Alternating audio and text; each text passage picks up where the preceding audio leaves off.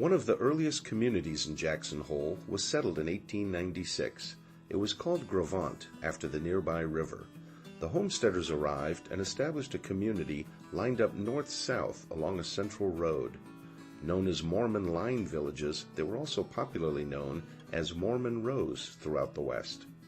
The nickname referred to the spatial organization of the villages and the dominant religion they practiced.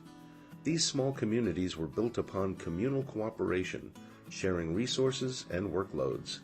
Such cooperative land practices were based directly out of the Book of Mormon, which also described the types of houses the faithful should live in.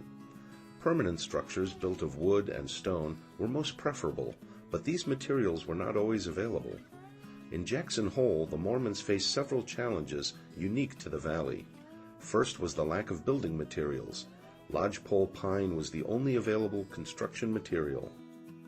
The first homes were all log cabins, and as time and money allowed, settlers would rebuild with more permanent materials. Mormon Row is one of the only places in the valley where stucco and wooden frame homes were constructed. Another struggle these settlers faced was their confinement to the Homestead Act's 160-acre plot of land. The acreage was too small to graze cattle and cultivate hay to feed them. However, the Mormons arrived early and were able to claim flat and fertile lands.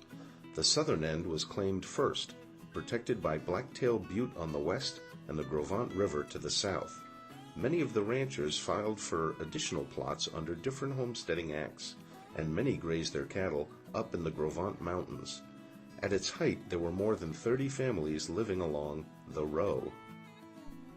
After the 1927 Kelly flood, a nearby warm spring began producing water that allowed the community to begin irrigating their northern dry farmed lands.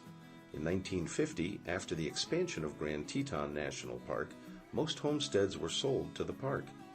Today, Mormon Row is perhaps the most visible history in the valley, with the Tetons providing a dramatic backdrop to the rustic barns that remain as a testament to the once thriving community that lived there.